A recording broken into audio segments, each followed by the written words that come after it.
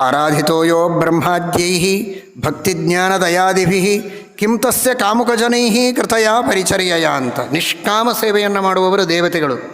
ಆದರೂ ಅಧಿಕಾರದೊಳಗಿದ್ದಾಗ ಸ್ವಾಧಿಕಾರಾಭಿಕಾಮನಂ, ಅವರವರು ಆಧಿಕಾರಿಕರಾದ ದೇವತೆಗಳು ತಮ್ಮ ಅಧಿಕಾರಕ್ಕೆ ಸಂಬಂಧಪಟ್ಟ ಕೆಲವು ಅಪೇಕ್ಷೆಗಳನ್ನು ಪಟ್ಟರೆ ಅದು ತಪ್ಪಲ್ಲ ಅಂತ 3 ಲೋಕಗಳ ಒಡೆಯನಾದ ಇಂದ್ರ ಆ ಐಶ್ವರ್ಯ ಸಂಪತ್ತು ಇಡೀ ಜಗತ್ತಿಗೆ ಕ್ಷೇಮ ಆಗುವುದಕ್ಕೆ ಮಹಾಲಕ್ಷ್ಮಿಯ ಉಪಾಸನೆಯನ್ನು ಮಾಡಿದ್ದಾನೆ.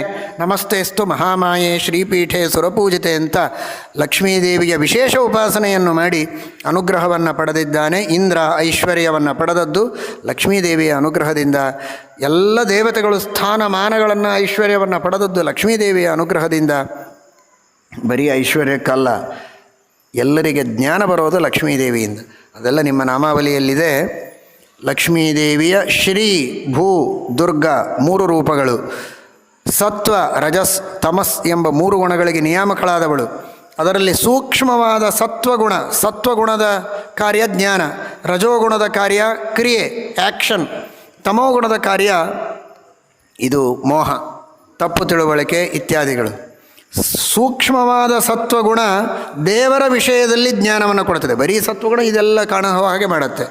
ಸೂಕ್ಷ್ಮ ಸತ್ವಗುಣ ಪರಮಾತ್ಮನ ಮಹಿಮೆಯನ್ನು ತಿಳಿಸಿಕೊಡುತ್ತದೆ. ಶಾಸ್ತ್ರಗಳ ತಿಳುವಳಿಕೆ, ಧರ್ಮದ ತಿಳುವಳಿಕೆ ನಮಗೆ ಬರುವಂತೆ ಮಾಡುತ್ತದೆ.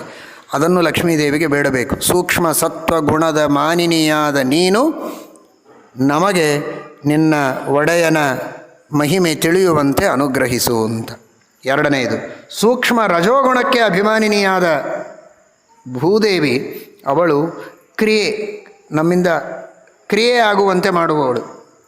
ಯಾವ ಕ್ರಿಯೆ? ಅಲ್ಲಿ ಇಲ್ಲಿ ಓಡಾಡೋ ಕ್ರಿಯೆಗೆ ಅದು ಸ್ಥೂಲ ರಜೋಗುಣ.